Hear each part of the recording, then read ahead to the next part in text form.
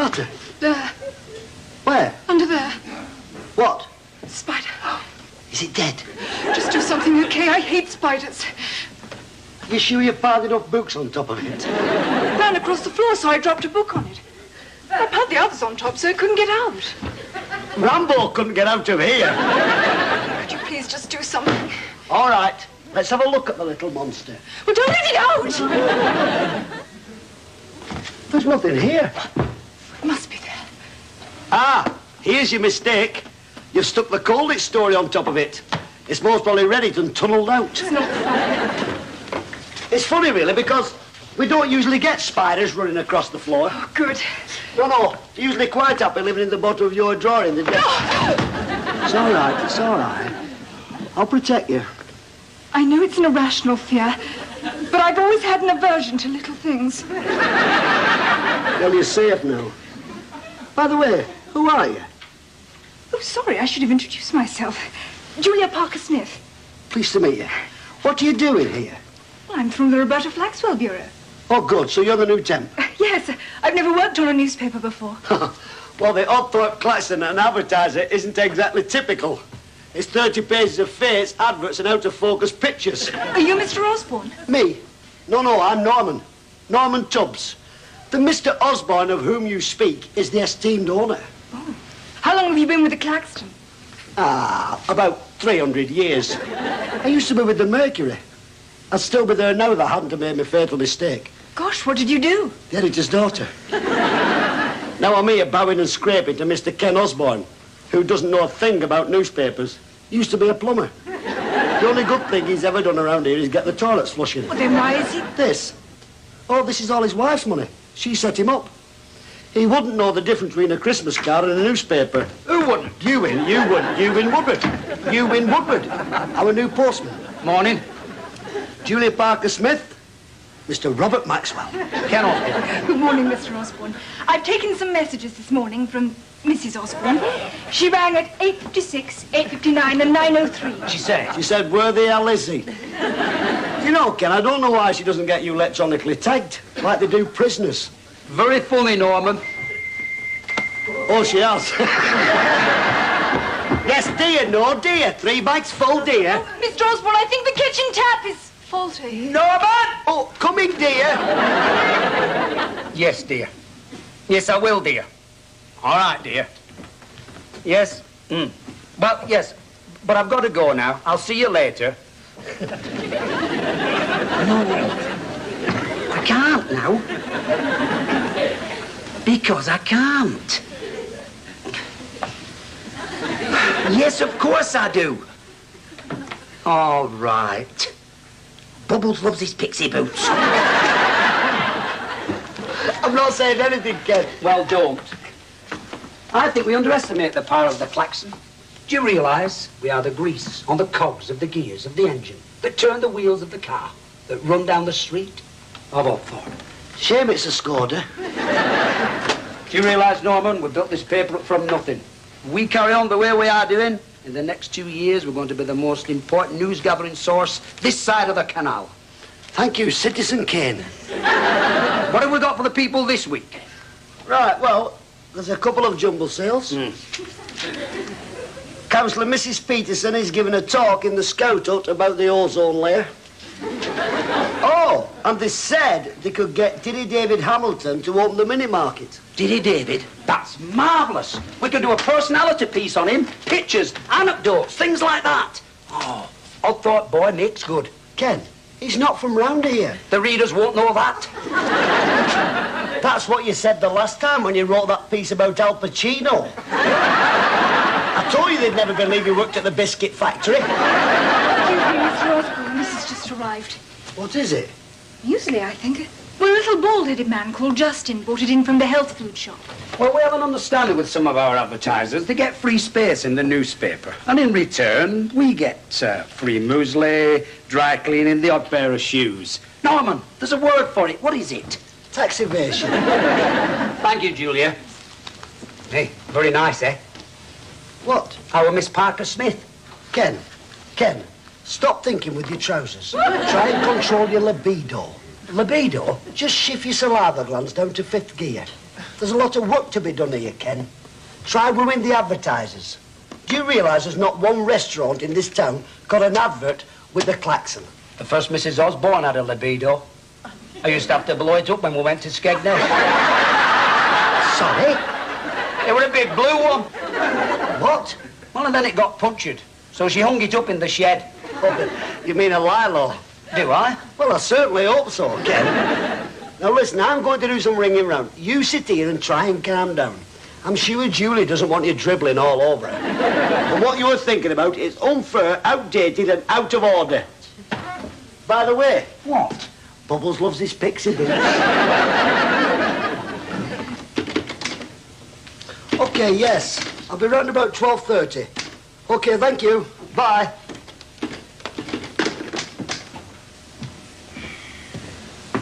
Wouldn't it be quicker to chip it out of stone? Sorry? Oh, yeah. I'm afraid I'm not used to such an old machine. What time did the others come in? Others? What others? Well, the other staff. Monty Lamont, drama critic. Old Pete, the gardener. Oh, them. Them. Oh, they're in and out. We've got reporters everywhere. This phone never stops ringing. Usually. Sorry, but all this is causing havoc to my learning curve. Just how big is this operation? Oh, we're growing in size and importance every day. As I was saying to Ken just this morning, we're the cogs on the gears of the wheels of the cars that run down the grease on the streets of Oxford. Julia, have you got a moment? Thank you.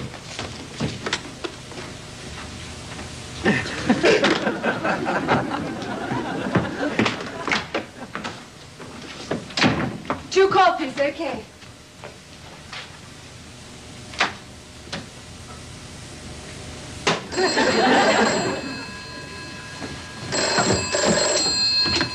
Oddthorpe Claxon, an advertiser. How may I help you?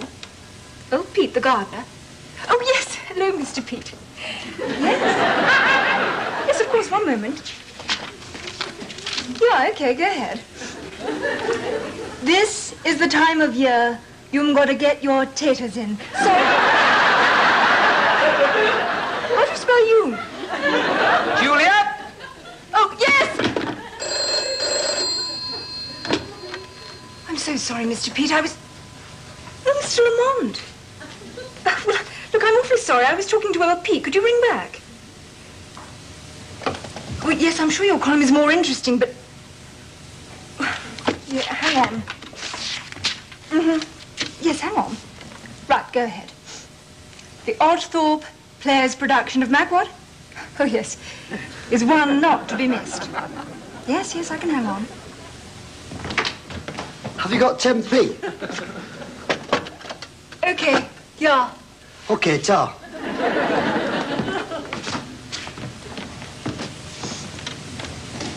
Oh, yes, Miss Lamont. Yes, we've got to Magwad. Oh, Beth. Despite being heavily pregnant, Mrs. Iris Jenkins gave a stunning performance as Banquo's ghost. The performance, however, was marred when Burnham Wood came to Dunsinane, and Mr. Simpkins, though admirably dressed as a bush, lost his way and fell into the audience. There was consternation when on the line, out, damn spot, the Dalmatian refused to leave the stage. I suppose you think this is funny. No, I couldn't resist it. So, apart from Monty Lamont and Old Pete, who else are you? I'm Auntie Peggy, the Reverend Parsons, and keep fit with Kate. Would you like a cup of tea? Good idea. Tea? Please. Have you seen the Post, Norman? No. They've got twice as much news and 3 times more advertising than us. Mr. Osborne, that tap in the kitchen really does need fixing. I can't turn it off. We'll call a plumber. Well, I thought perhaps you could have a look at it. I don't know one end of a tap from another. Norman said you used to be a plumber. Well, I'd better see what I can do. Used to be a plumber. Another one of your fantasies, is it? Eh? He knows nothing about a newspaper. He used to be a plumber.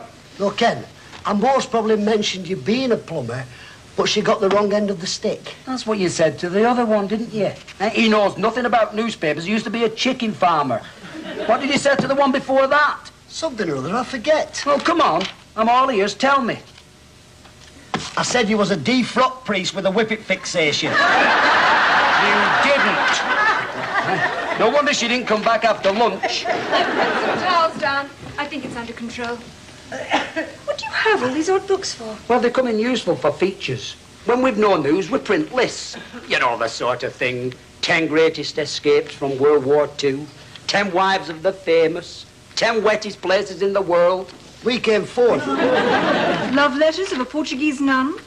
Oh, we haven't used that yet, but the good bits are underlined in red. Ask Ken. Oh, I thought newspapers were full of news. Not ours. Well, we have features, human interest stories, adverts, chance to win a dream home. Oh, is that some sort of sponsorship deal? No, we don't have a dream home. You haven't? Well, what happens when somebody wins? Nobody'll ever win. Why not? The questions are impossible. Bamber Gascoigne couldn't even answer them. It's excitement, you see, to grab the readers. Ken, we need excitement to grab the advertisers, especially the restaurants. If you're worried about restaurants, why not do a list of 10 of the best? We can't. Why not? There's only 5. Any chance of any more milk? Yes. Ken, that's it. 5 best restaurants? I'm sorry, Norman. I don't like the sound of that. No. We'll do a feature on all the restaurants in town. And when they read our piece about how wonderful they are, they'll be falling over each other for advertising space. Good idea. I'm glad I thought of that. We'll do it. All right, I'll ring round and see if I can get us some free meals, Ken. Is there anybody in the office downstairs? No, just some new people moved in. Why? I think the water started seeping through the floorboards. Oh, water. Water?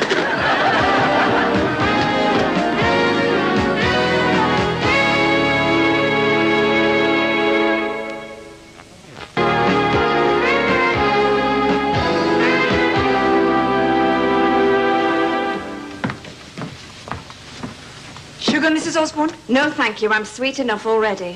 What's that smell round the office? Oh, we had a bit of a problem with a leak. Some water got onto the carpet, but it's okay. Norman fixed it. Oh, well, I'm sure Mr. Osborne won't be long. That's been his problem all his life, love.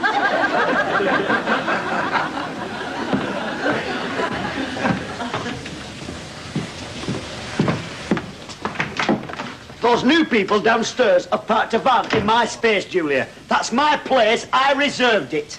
And I paid for it. Oh, hello, Annette. Checking up on Ken, are we? You still working here, Norman? No, I'm the Beirut correspondent for the Sunday Times. The pay's very good, but it's a hell of a slog on the buzz in the morning. Of course, I'm still working here. Pity. If I had my way, I'd be somewhere in the sun, surrounded by hot and cold running women. But you can't afford a place in the sun. I can. I can go anywhere I please. Why don't you try Devil's Island? I don't know why Ken puts up with you. Because I'm special, that's why. You don't find them like me just anywhere. I would have thought the zoos were full of them. Hello, dear. Bubbles! What do you look like? What are people going to say about me if they see you looking like this? Looking like what? Oh, that's my little soldier, always pretending he doesn't know. Looks all right to me. Norman, be a love. Hold your breath and count to 1,000,000. Ken, will you tell her that I'm important? He is. He's quite important. Yes, well, you wouldn't know an important person from a jar of pickle. No, dear. Do you agree with everything she says to you? Of course I don't. This may be a little difficult for you to understand, Mr. Gnome, but Ken and I have a very modern marriage. We have a microwave. The term modern marriage refers to free and open relationship. Let's go and be free and open in your office. Did you promise to love, honour and obey that? Yeah. You sit down and shut up before your batteries run out. She's a character. Yes, it's Freddy from Nightmare on Elm Street. I can explain. Listen, I can I explain. thought I told you to get rid of that man. It's not as easy as that. He virtually writes the paper on his own. Find someone else. What? The money would pay him? Well, I suppose I could try writing it myself. In what colour? Crayon? I bought you this paper because you said that's what you wanted.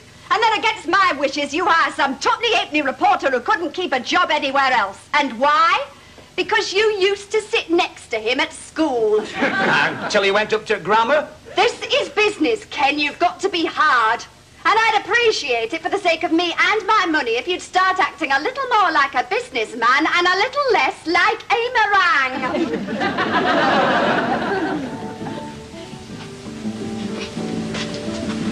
Good afternoon, monsieur. May I help you? Oh, hello, Ken. Hello, Frank. How's the newspaper business? You were our lead story this week in the food section. I know. Egon Roney's been telling me all about it. Can you ask him if he's finished with the brown sauce? How's it going, then? Don't ask. Every place I've been, the food's the same. I'm sure there's one cook in this town, and he's got a bike. Ken, whose idea was this? What's the matter with you? I thought you enjoyed eating. I do, but I like variety. I feel like Elizabeth Taylor on her honeymoons. You know what you're going to get, you hope it's going to be different. Well, it doesn't look too bad, does it? I mean, patty, soup, prawn cocktail. Prawns? I've had that many prawns, my anorak's turning into a shell. And this place is the worst so far. Ken, don't look now, but look at the ceiling. Oh, yes, it's the same colour as the waiter's teeth. And if he's French, I'm Frank Bruno. I asked for gâteau, he's bought me some cake. Do you want some? No, I better not. I've got a dicky tummy. Doctor tells me I've got a touch of dyslexia. It's funny that. My doctors can't read their own writing. What fetches you to this temple of culinary excellence? And where's Freddie? She's in the shop next door breaking a few mirrors. I saw your car outside. You know, Ken, I don't know what you saw in that woman. She's like Desperate Dan with a perm. Come on, we've both got a lot to thank her for. No, Ken, you've a lot to thank her for. When you fancied yourself as Nigel Mansell, she bought your sports car. When you fancied yourself as Robert Maxwell, she buys your newspaper.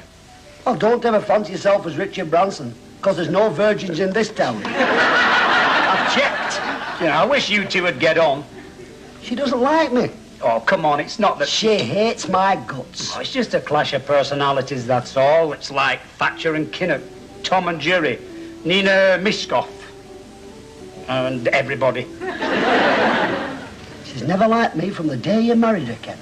Well, you were sick on the bridesmaids. Must have been something I've eaten. Oh, nothing to do with the 10 pints of brown ale you had?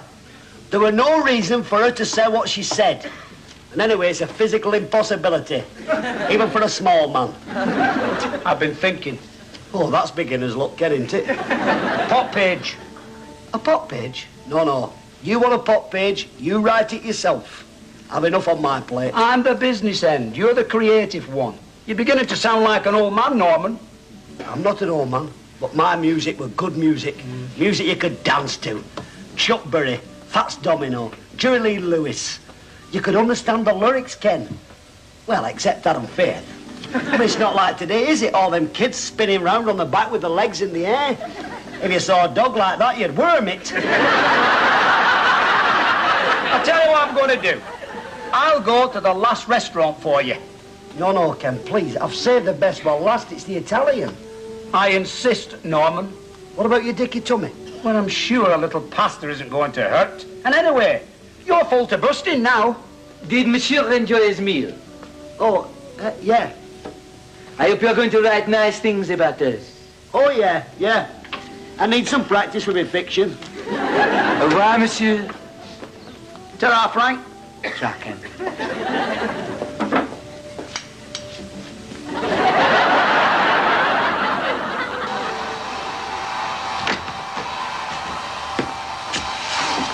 What are you doing? I gave it too much water. You don't look well. I don't feel well. What's wrong?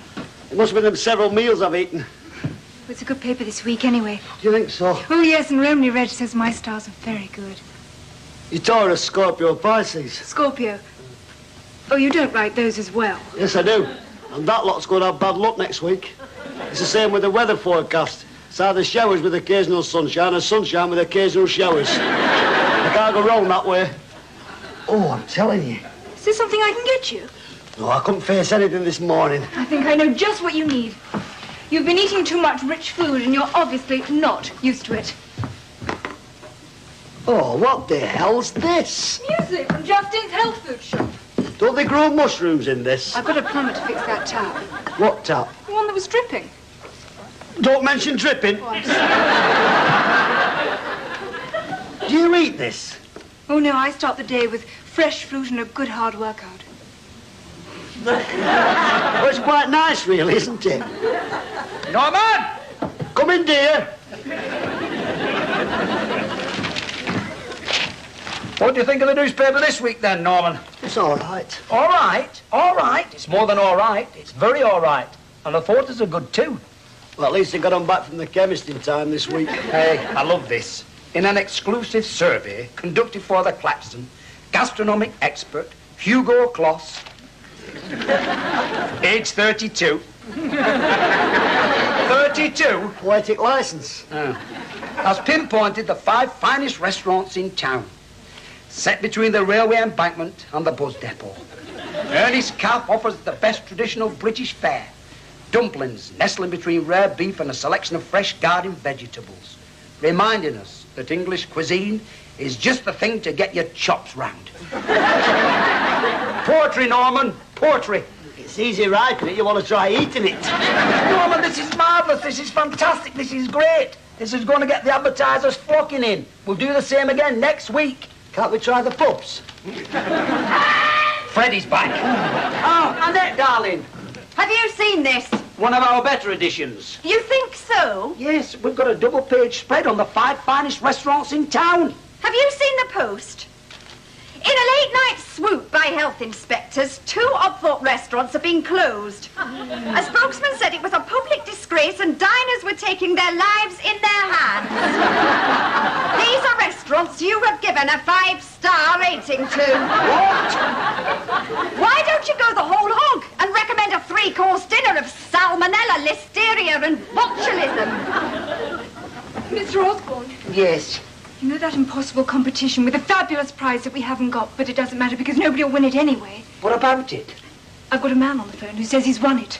Oh, bloody hell. Well, you go and talk to him. Oh! Hello, Ken. The peptic juice is playing up again, are they? No, it's my stomach, Norman. Then you shouldn't have had that Italian meal last night, should you? I didn't go. The only thing I've eaten in the last 2 days is Justin's muesli.